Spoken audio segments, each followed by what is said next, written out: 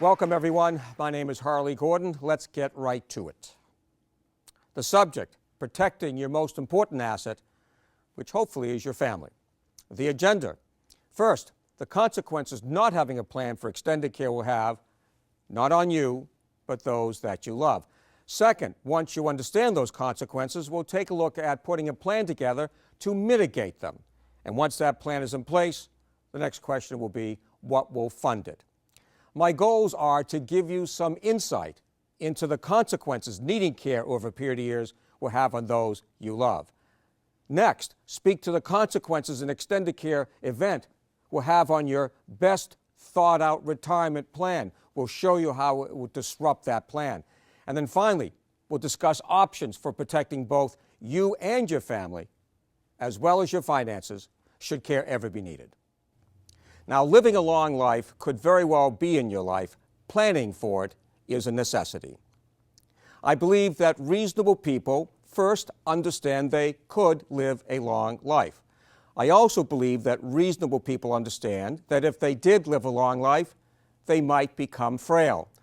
And that if they did become frail and they care about someone other than themselves, they would take steps to protect those people from the cost and the consequences of needing care over a period of years.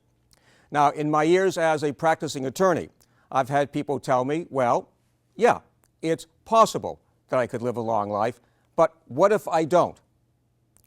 And even if I did live a long life, what if I never became frail? What if I never needed care? And my response to those individuals is simple. You may not live a long life, and even if you did, you may not become frail. But the question is, if you did, if you lived a long life, if you ever needed care, do you clearly understand the serious set of consequences that would be visited on your family if you did? Now, not that it's likely to happen to you, but here's what causes a need for care over a period of years. There are impairments. There are two. First is a physical impairment, which is a chronic medical condition that can be managed with medication and therapy, but can never be cured by either. Now, examples would be Parkinson's, stroke, congestive heart failure, diabetes. Now, as these illnesses progress, and they do, they severely compromise a person's ability to get through the most basic of daily routines. The other type of impairment is cognitive in nature, which is a marked or measured decline in one's intellect to the extent that they are no longer safe. Now, first and foremost, not being able to take care of yourself because of an impairment is a safety issue. By nature, providing care becomes all-consuming and therefore leads to two sets of consequences to those you love. The first is to the emotional and physical well-being of those, and here's the important part, those who have no choice but to put their lives aside. That's the nature of extended care. Now, that being the case, there are some ideas I want to share with you that you can really take home with you and think about very carefully. The 24-hour responsibility ends up having direct consequences to caregivers, and they include as follows. Taking care of people who are chronically ill, more often than not, will make healthy caregivers chronically ill. It will almost always compel a child to put aside his or her life. What choice do they have? Now, that has an impact on his or her, mostly daughters, but it can be both. It has an impact on their health and their relationship with their husbands, wives, and children. And perhaps something you may not have thought about if you haven't had a prior experience is that it will cause a schism between the child who provides the care and those who do not. Put simply, should you ever need care over a period of years, your life is not going to end. Someone else's life is going to end. Now, did you notice that there was no mention about nursing home care? And that's because the majority of damages in extended care, long-term care settings, do not take place in nursing homes. They take place when families make a decision to keep someone who is chronically ill at home. In fact, it is very, very difficult to make placements in skilled nursing homes because for most family members, it breaks their heart. I can see some people in the audience, obviously you've had that experience. It really is heartbreaking because you never thought it would come to this. I had a great uncle who I grew up with. He ran a hardware store in Chelsea, Massachusetts, and it was just a wonderful place. It was like a playground.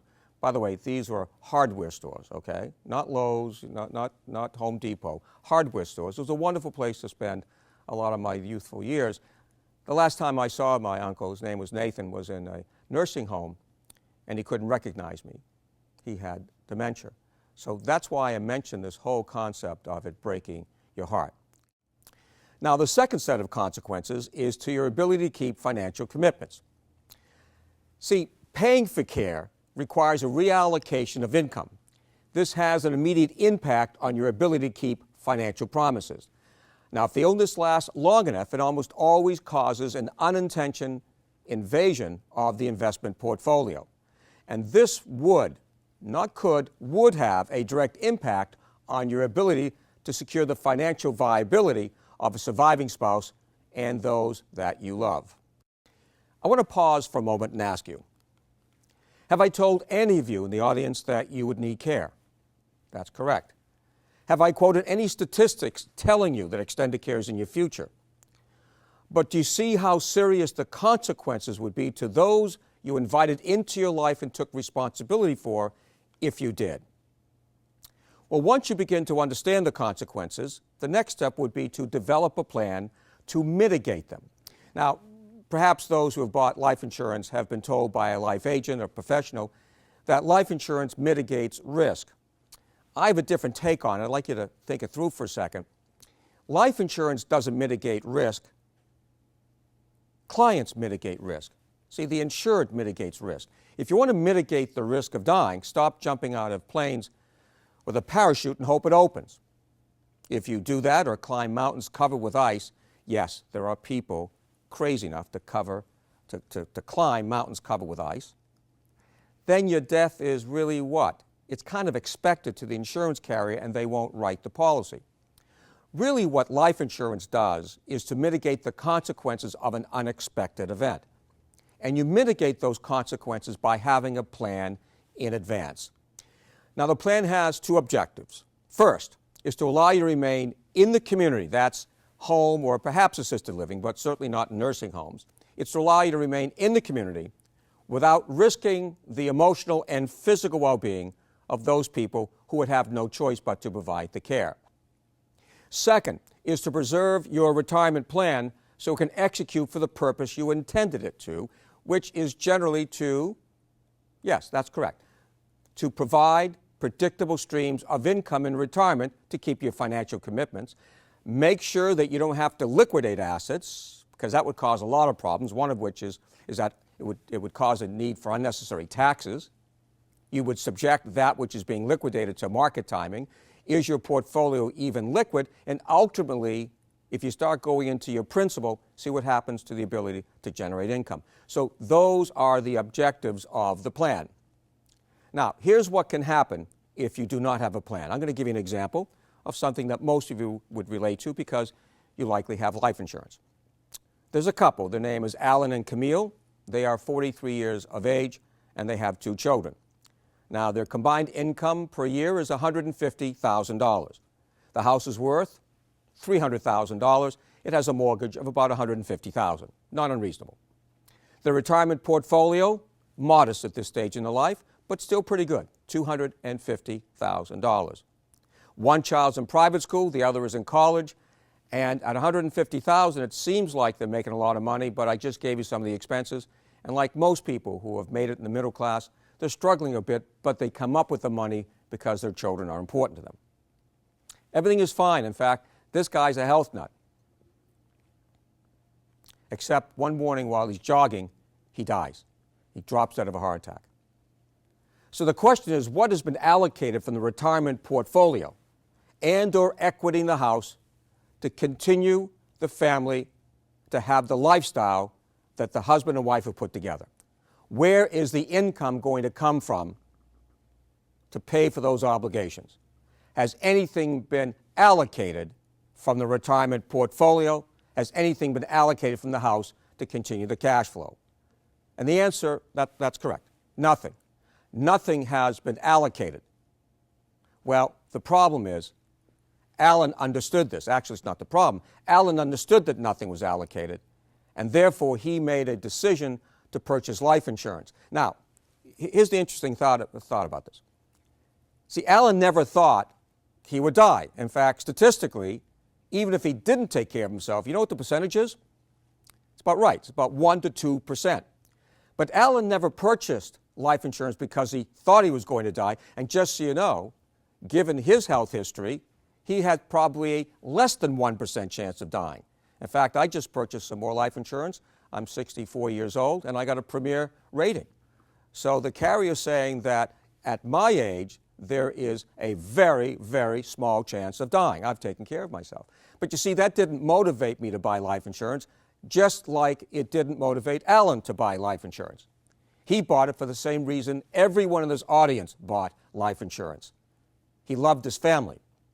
So the point here is that Alan did not measure the risk of dying because for most reasonable people, that risk is what?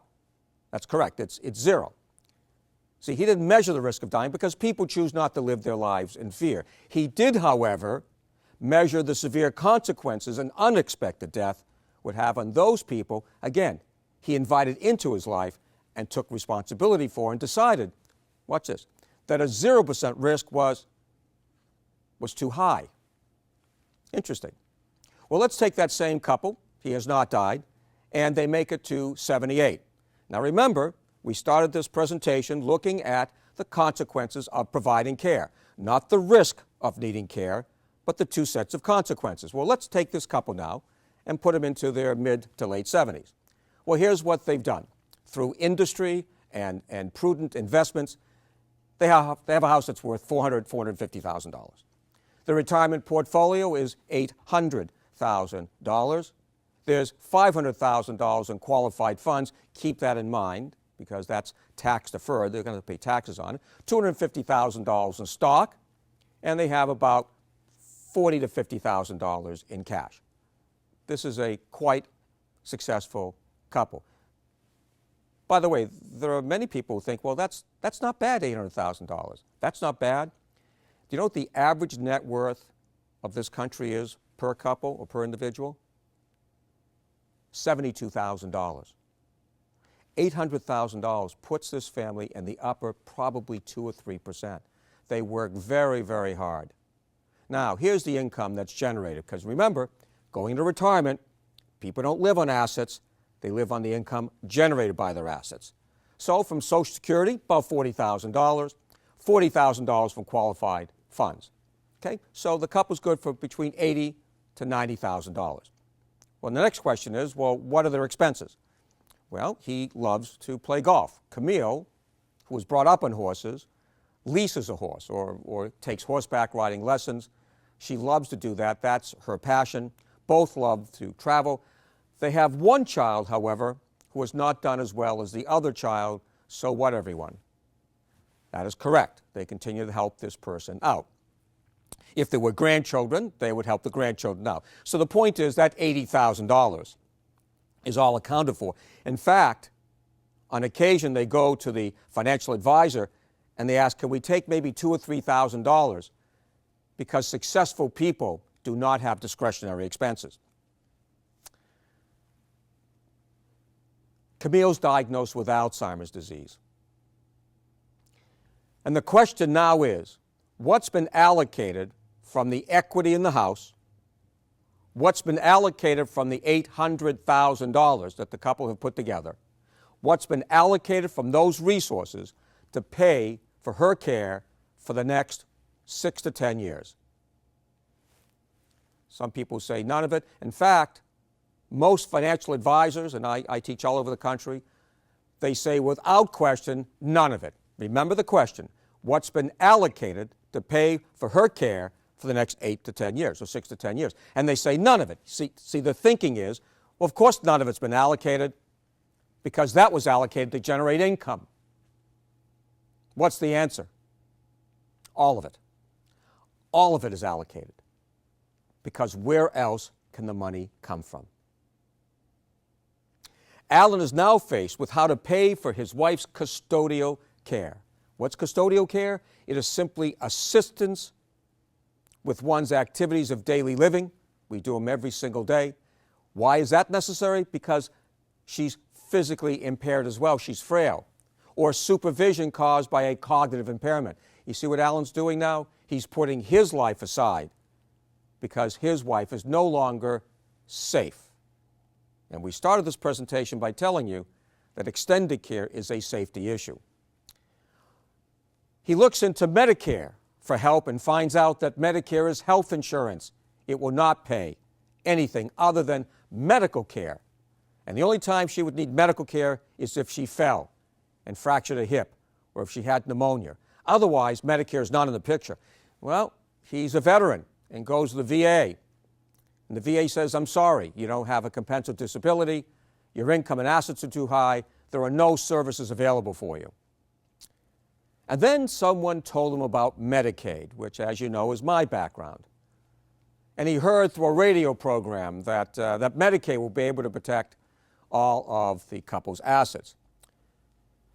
Well, he promises to keep his wife out of a nursing home, but being a prudent individual, he says, I'll look into it. I'll look into what Medicaid might be able to pay. And then he finds out the harsh reality, that to qualify for benefits, he would have to give his assets away.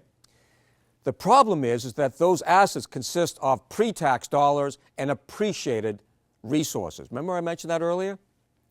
So he has approximately $400,000 in qualified funds, giving that money away to start the look-back period. You all know that. You're going to have your assets, that's right.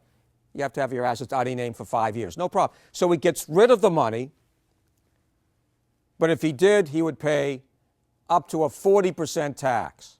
In Massachusetts, it's 5 going up to 6%, plus a 35% federal tax going up to 39%. This couple wouldn't be in that bracket, but pretty close to 35%. So to get rid of his money would cost him 40% on $400,000. He's stunned. He never thought about it. He could give away his stocks, but he's had those stocks for years, which means he has an appreciated value. The cost basis is low. So if he gave those assets away, his children would pick up the low-cost basis and pay unnecessary tax. Now, the tax plan was to take out the qualified funds, what? That's correct, in a gradual way over a period of 25 or 30 years to minimize the taxes, put the family in a lower bracket. The tax plan was to have those assets in his estate for a free step-up. He now finds out that if he wants to put his wife on Medicaid, it becomes unbelievably expensive. He also finds out one more thing, that even if he could get Camille on Medicaid, he can, but even if he did, he would lose Camille's small pension because every state requires that the income of a spouse or anyone going to a nursing home be paid to the nursing home to reduce the cost of Medicaid. In effect, he finds out, albeit too late, that Medicaid's not free. I can't tell you how many couples have come to see me or how many children have come to see me over the 35 years I've been doing this, and they're just stunned that it's going to cost money to go on Medicaid. Medicaid is free for those who have nothing to lose. So if you just want to wait and not do anything, and then just get a diagnosis and hope that you can wait 5 years and get rid of your money, and by the way, you probably can. If you have an early diagnosis of Alzheimer's, it could be years before you are severely impaired. So maybe one of the options is when you listen to these radio shows, or you pick up the newspapers and you think that people really know what they're doing. It's funny what you hear on radio shows. Come to see us, we'll protect your assets. But it ain't that easy, particularly if you're successful, because protecting your assets means getting rid of them. And look at what they would have to get rid of. Once again, he finds out too late that Medicaid would be a very, very expensive option. Well, what does he do? He does exactly what anyone would do. In an effort to preserve both income and assets, he provides the care himself, creating an unintended consequence that will end up devastating his children. You know what it is. His health starts to fail. And this is particularly true with men. Men are not very good at providing care because they really don't. They're not wired to provide care. Women, who tend to be nurturers, understand how to provide care. They know how to pace it. They know how to reach out and ask for help. They know how to take breaks. Guys take the attitude is, that's my wife, that's my responsibility, and they tend not to reach out. If a child says, Dad, we want to try and help you, you know, a lot of guys will say, it's none of your business, I'll take care of her. But since the nature of extended care is all-consuming, he himself starts to fail. And that means that's correct. One of the children has no choice but to put her life aside to step in and assist. Now, what do you think that does to her relationship with her family, and perhaps just as important, but rarely thought through, what would that do to her relationship with the sibling who doesn't help out? I would tell you this from my 35 years of experience in this business, that if there are 4 children, you're off your antipsychotic medication if you think all 4 will provide the care at the same time. They're not. 1 will step in. Maybe 2 will help by saying, how's Ma doing? To which the caregiver child says, how's Ma doing? Get off your rear end and come over here and see how your mother is doing. So the end result is, as I mentioned earlier, providing care over a period of years doesn't bring families together. It tends to tear families apart. What is the end result of not thinking this through or putting some time aside in your busy life while you're healthy? What are the results of this? Camille has Alzheimer's, but it's her family that suffers from Alzheimer's. Now, in the few minutes that I have, I want to look at long-term care insurance as an essential tool which protects your family and the retirement portfolio. Let me start by telling you that I'm not licensed to sell any insurance product. You know I'm an attorney. I've never been licensed to sell insurance. In fact, frankly, I don't care whether you like it or not. That's not why I'm here. We've got about 4 or 5 minutes left, and I don't want to spend a lot of time on it. I just want to have you start thinking differently about it. Now, how many people believe that the product protects them if they need care? And the answer is just about everyone, right? So if you have long-term care insurance, you can maintain your independence. You won't be a burden to your family. You can protect your assets. You can choose where your care is given, and you can get in a good nursing home if that's what you have to do. I'm here to tell you, perhaps for the first time, that it has nothing to do with that. It has nothing to do with protecting the individual, because as we talked about when we mentioned risk, individuals don't think anything's going to happen to them, particularly men. Men are risk aversive.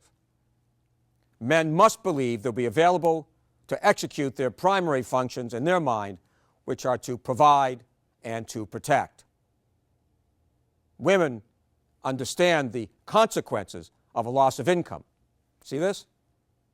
Now, Alan understood that if he did die, his wife would not be able to survive financially. I mean, the whole world would collapse.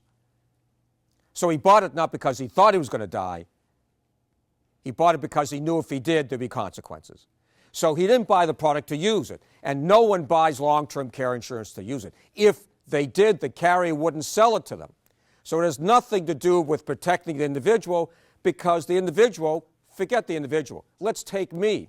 I don't believe I'll ever have a stroke. So what do I care about maintaining my independence? I'm never going to have Parkinson's. So what do I care about getting into a good nursing home?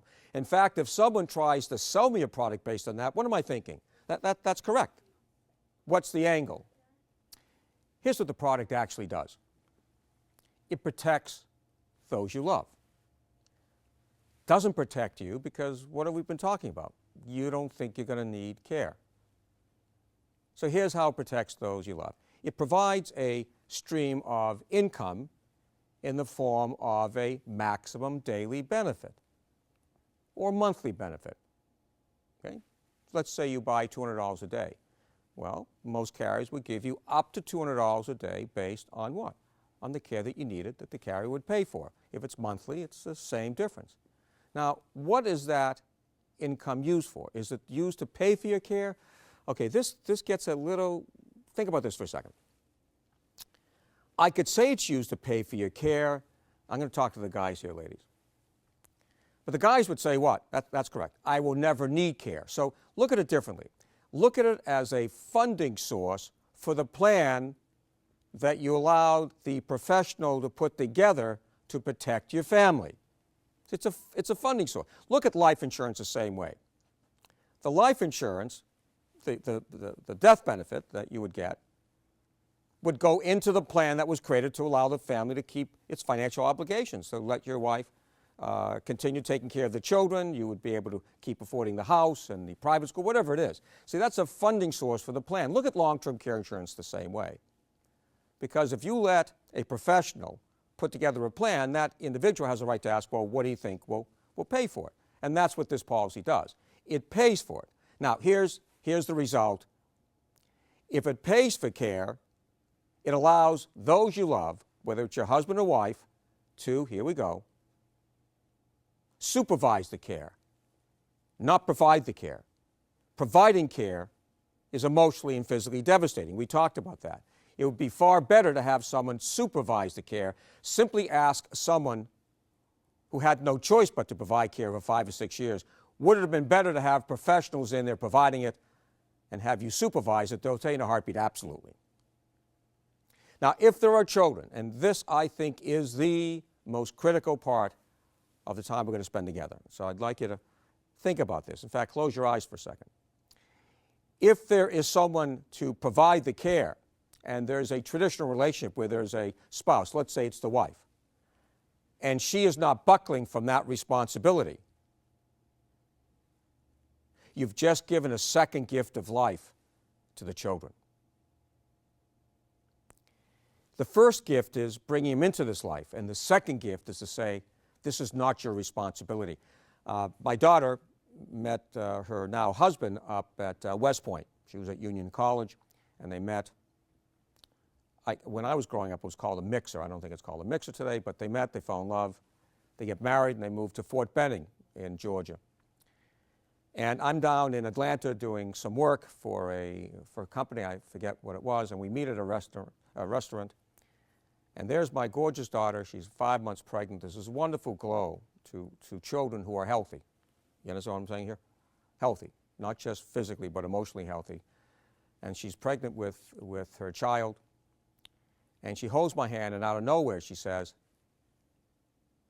I can never thank you enough for my life. That's it.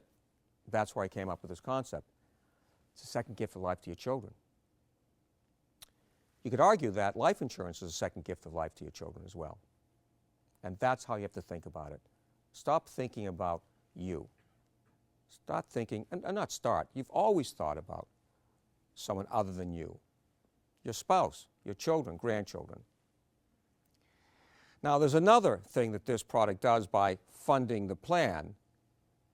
If the kids don't have to get involved, listen, it keeps the kids together by keeping them apart.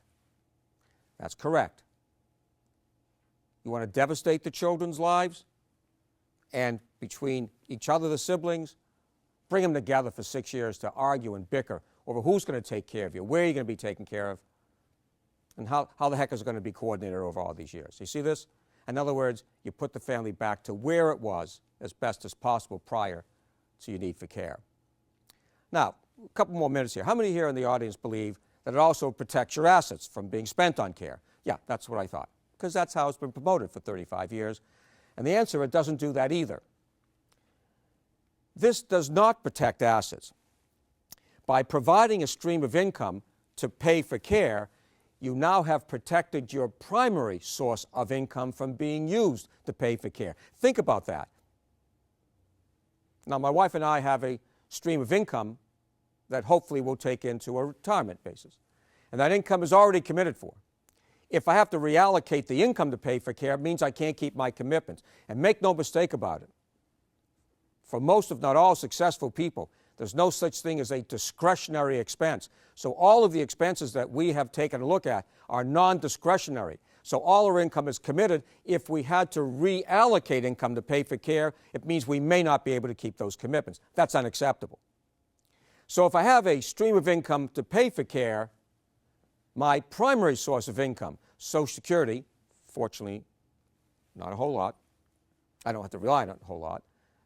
My Social Security, my investments, that income never has to be reallocated. So that means it's available to keep all my financial commitments. And finally, if I never have to reallocate my income, why would I have to reallocate my assets? Which means that my portfolio executes for the purpose for which it was intended. I don't pay unnecessary taxes. I don't have to worry that if I need care and I have to use my own assets, that I have to sell them into a down market. If I had needed care in 2009, I would have actualized a loss of about 35%. I'm in a more aggressive portfolio. So forget the taxes. There's the market timing issue as well.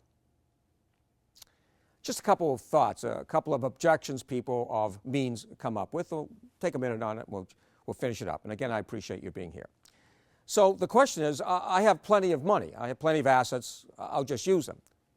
Well, you can, but some thoughts and kind of a reminder. If you start using your assets to pay for care, you create unnecessary taxes. Again, that was not the purpose of the plan that was put together. I said again, and I'll say again, that you now have to hope that when you need care, the market is up. Because if it's down, you've actualized a loss. For those who have more than a few dollars, I mean a lot of money, chances are most of those funds aren't liquid, so it creates a liquidity issue. And for people in the audience who have a more modest amount of assets, if you start taking principal out of that estate, that's correct. It has an impact on that estate's ability to continue generating income. If you start taking the principal to start paying for your care, let's say Alan and Camille started using $800,000. Now, we already talked about the taxes, we already talked about the liquidity, we already talked about the market timing, but you start taking principal to pay for care, that means there's less of it to generate the income that you need. You take more principal, less income, more principal, less income, and before you know it, you have an economic death spiral. Last objection, and again, thank you for coming. I've had people tell me, it's awesome. I've had people tell me, well, if I need care of a period of years, I won't have much of a lifestyle anyway, so the money that I was spending on myself, the operative word myself, is that one or two words? Whatever it is, guess what? I can use that money to pay for my care. Okay, here's the point. It stopped being your lifestyle the day you got married and had children. My wife has we have a walk-in closet where we live. First one I've ever owned. It's just one, fairly large. Anyone know how much space I have? Yeah, about that much. I double up my shoes. I have these hangers I'm going to hang 5 pairs of pants on. It's not my lifestyle. I'm not particularly crazy about going to Florida. We have a place down there, but our son loves going to Florida, and therefore I love, you see this? So it's not your lifestyle. Please remember, if it was your lifestyle, why would you need life insurance? So as a wrap-up, some final thoughts for you to take with you. Successful people who love someone other than themselves purchase life insurance not because they think they're going to die during working years. They buy it because of the consequences to those they love if they ever did. Remember what I talked about? In my mind, 0% risk of dying, but that 0% risk is unacceptably too high because I measure what would happen to people that I love. Successful people who love someone purchase long-term care insurance, not because they think they're ever going to need care. In fact, if you ask every person who ever bought a policy, do you expect to use it? What will they tell you? No. So they never bought it to use. They buy it because of the consequences to those they love if care was ever needed. Thank you.